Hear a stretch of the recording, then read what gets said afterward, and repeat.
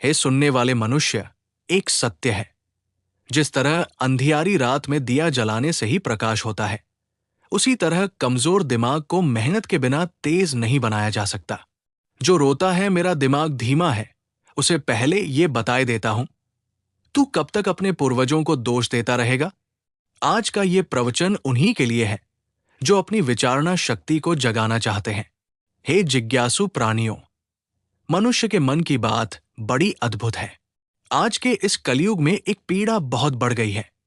कुछ विद्यार्थी घंटों पढ़कर भी एक पन्ना याद नहीं रख पाते, और कुछ ऐसे भी होते हैं जो पूरा अध्याय क्षण भर में हृदय में उतार लेते हैं।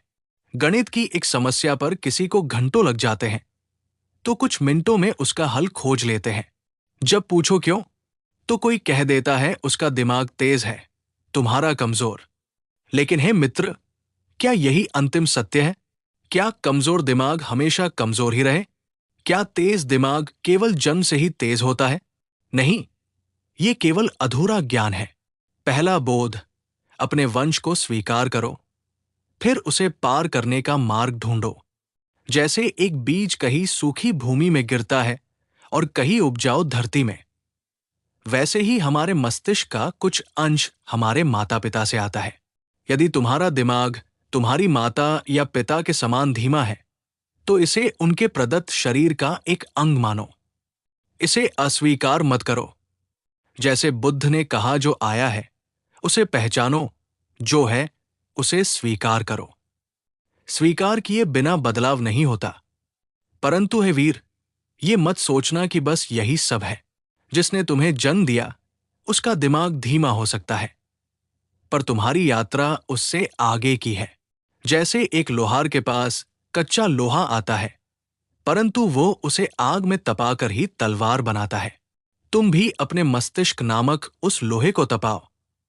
दूसरा बोध, तुम्हारा दिमाग किसी भी कंप्यूटर से अधिक शक्तिशाली है।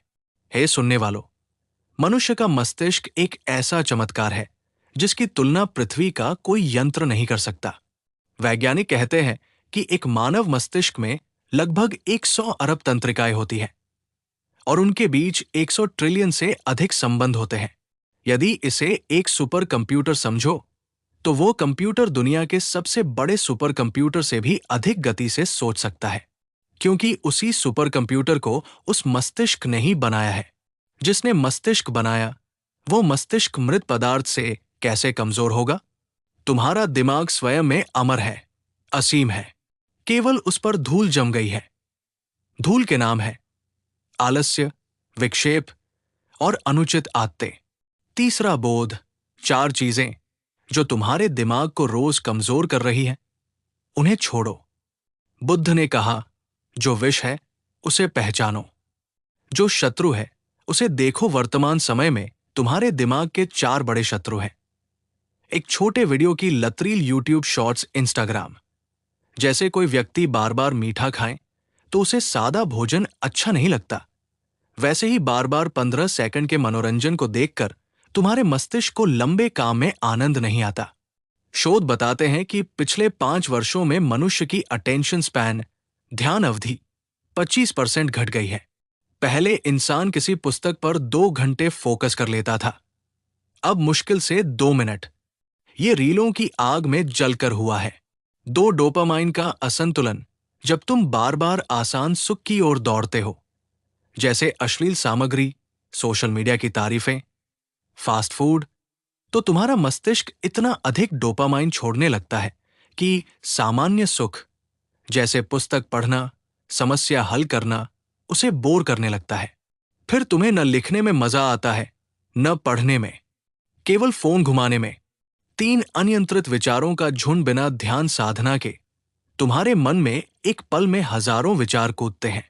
जैसे बिना रोक के बरसता पानी बाढ़ लाता है, वैसे ही बिना नियंत्रण के विचार पागलपन लाते हैं। 4 डॉट, पोर्नोग्राफी की लत, ये सबसे गहरा जहर है।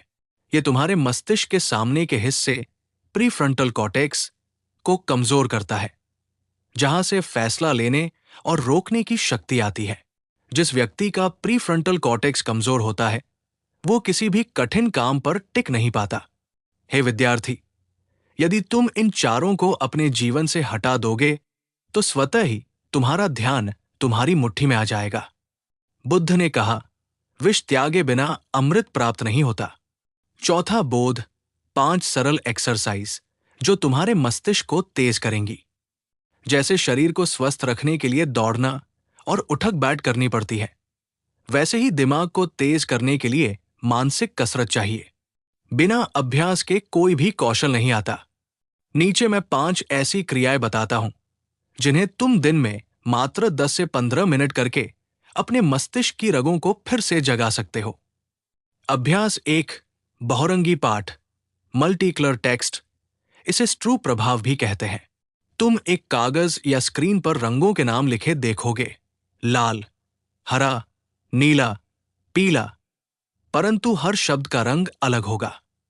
जैसे लाल शब्द हरे रंग का लिखा होगा तो तुम्हें हरा बोलना है, न कि लाल। ऐसा करने से तुम्हारा मस्तिष्क एक साथ 2 विरोधी जानकारियों को समझने का अभ्यास करता है। इस अभ्यास को रोज 2 मिनट करो। शुरू में गलती होगी, पर धीरे धीरे तुम्हारी फोकस शक्ति बढ़ेगी। बुद्ध ने कहा है, जैसे घड़ा बूंद बूंद से भरता है, वैसे ही ज्ञान धीरे धीरे आता है। अभ्यास 2, एक साथ 2 आकृतियां बनाना। अपने दाहिने हाथ से एक गोला बनाओ, हवा में या कागज पर, और उसी समय बाएं हाथ से एक त्रिभुज बनाते जाओ, दोनों अलग अलग गति से। ये क्रिया तुम्हारे दोनों मस्तिष्क गोलार्धों के बीच तार मजबूत करती है। जिसका मस्तिष्क अधिक समन्वय रखता है, वो किसी भी समस्या को तेजी से हल कर लेता है। पहले दिन तुम्हें बहुत गलती होगी, ये अच्छा है। गलती का मतलब है नए न्यूरॉन जुड़ रहे हैं। जब तुम इसे सहज कर लोगे तो गणित की समस्याएं भी वैसे ही सहज लगने लगेंगी। अभ्यास 3, आंखें बंद करके स्नान करना। ये बड़ा अनोखा अभ्यास है। रात में या सुबह स्नान करते समय अपनी आंखें पूरी तरह बंद कर लो। फिर तुम्हें स्पर्श, सूंघ, सुनकर ये पता लगाना है कि नल किधर है, साबुन कहाँ रखा है, पानी कैसे बह रहा है। बिना देखे ही तुम्हें अपने शरीर पर पानी डालना है। इससे तुम्हारी चेतना, अवेयरनेस इतनी तेज हो जाती है कि तुम बिना आंखों के भी अपने आसपास की पूरी दुनिया को महसूस करने लगते हो। यही महसूस करने की शक्ति ही फोकस की जड़ है। बुद्ध ने कहा, जब तुम इंद्रियों को बंद कर लेते हो तो मन की आंख खुलती है। अभ्यास 4, उल्टे हाथ का उपयोग करना। जो काम तुम दाहिने हाथ से करते हो, दांत साफ करना, चम्मच चलाना, बोतल खोलना, कलम पकड़ना, उन्हें 2 से 3 दिन के लिए बाएं हाथ से करने की कोशिश करो। यदि तुम बाएं हाथ का उपयोग करते हो तो दाहिने हाथ से वे काम करो। शुरू में बहुत उलझन होगी, टूथपेस्ट नीचे गिरेगा, कपड़े उल्टे पहनोगे, ये सामान्य है। परंतु ऐसा करने से तुम अपने मस्तिष्क में पूरी तरह से नए तंत्रिका मार्ग बना रहे होते हो।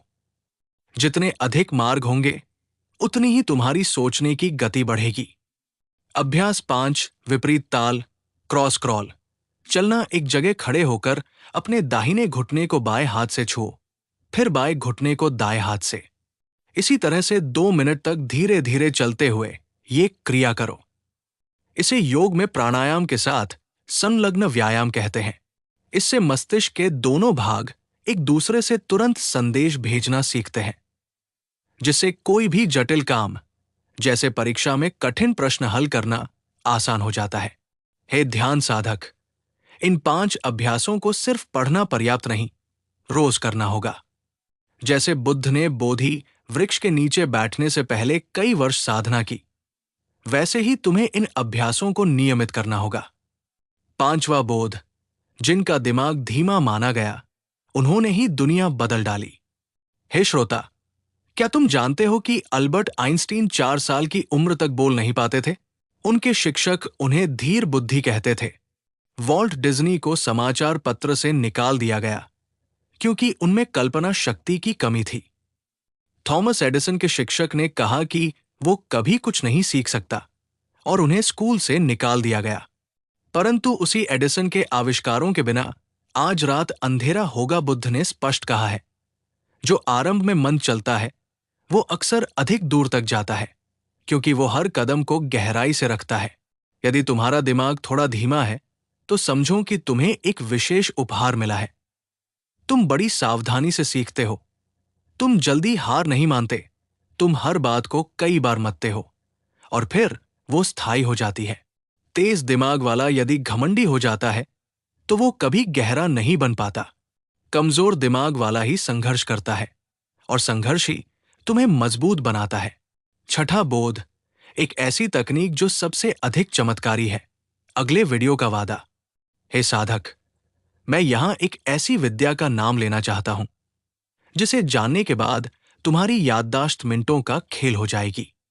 उसे क्षण भर में याद कर पाना एक सामान्य बात होगी। वो विद्या है मेमोरी पैलेस, स्मृति महल और ध्यान, मेडिटेशन की गहरी क्रियाएं। बिना ध्यान के मस्तिष्क बिखरा हुआ रहता है और बिना स्मृति महल के याद की गई बातें बिखर जाती हैं। बुद्ध ने विपश्यना के माध्यम से अपने अनुयायियों की स्मरण शक्ति को असीम बना दिया था। यदि तुम चाहते हो कि मैं इस पर एक अलग विस्तृत वीडियो बनाऊं तो इस वीडियो के कमेंट में लिखो, हाँ, स्मृति महल और ध्यान चाहिए। तथा ध्यान के विभिन्न रूपों पर भी मैं जल्दी से वीडियो बनाऊंगा यदि तुम कमेंट करोगे। सातवां बोध, सफलता केवल इच्छा की गहराई पर निर्भर है। हे मनुष्य, तू कितनी दूर जाएगा ये न तो तेरे जीन्स तय करते हैं, न तेरे स्कूल के अंक, न तेरे शिक्षक की भविष्यवाणी। ये तय करती है तेरे भीतर की तीव्र जिज्ञासा और अटल अभ्यास। बुद्ध से एक भिक्षु ने पूछा, भगवन, ज्ञान कैसे मिलता है? बुद्ध ने कहा, जैसे नाविक समुद्र में जाल डालता है, यदि वो बार बार डाले तो कभी न कभी मोती उसके हाथ लग ही जाता है। परंतु यदि वो एक बार जाल डालकर बैठ जाए और सोचे मुझे मोती नहीं मिलता, मैं भाग्यहीन हूं, तो उसे कभी मोती नहीं मिलेगा। यदि तुम मैं धीमा हूं सोचते हो तो तुम धीमे रह जाओगे। यदि तुम मैं अपने दिमाग को प्रशिक्षित कर रहा हूं, यहां तक कि यदि आज कमजोर है तो कल वह तेज हो जाएगा। तुम्हें अपने वंश को श्रद्धांजलि देनी है पर उसके बंधन में नहीं रहना है। निष्कर्ष, ज्ञान का सार। हे सुनने वाले बंधुओं, आज मैंने तुम्हें 7 बोध दिए हैं। 1. अपने जेनेटिक्स को स्वीकार करो पर उसे अपनी सीमा मत मानो। 2. तुम्हारा दिमाग सुपर कंप्यूटर से अधिक शक्तिशाली है, उसे पहचानो। 3. रील, डोपामाइन की तेज उत्तेजना, पोर्न और असंयत विचार, ये चारों दिमाग को गलाते हैं। 4. 5 सरल एक्सरसाइज, बहुरंगी पाठ, 2 आकृतियां, आंख मूंद स्नान, उल्टा हाथ, क्रॉस क्रॉल, इन्हें नित्य करो। 5.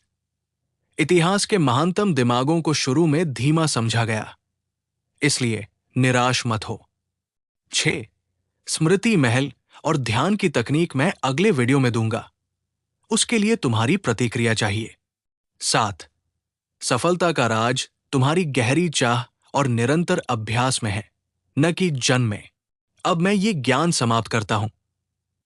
जो इस उपदेश को ग्रहण करेगा और दिन प्रतिदिन केवल 10 मिनट इन 5 अभ्यासों में देगा, उसकी श्रवण शक्ति, धारण शक्ति और विचारणा शक्ति तीनों 1-1 महीने में दुगुनी हो जाएगी। जो इसे नहीं करेगा वो फिर रोता रहेगा कि मैं कमजोर हूं। बुद्ध ने कहा था, उठे जाग रहे, सिक्खे उठो, जागो और सीखो। तो हे मेरे मित्र, उठो, कागज और कलम लेकर इन 5 अभ्यासों की सूची बनाओ। अपने फोन से रील और शॉर्ट्स हटाओ। फोन की लत को जड़ से काटो। सोने से पहले 2 मिनट मौन बैठो। फिर मुझे भी जब 3 महीने बाद ये बताना कि कितना बदलाव आया। जय विद्या की, जय ज्ञान की, जय भारत माता, जय बुद्ध की शिक्षा।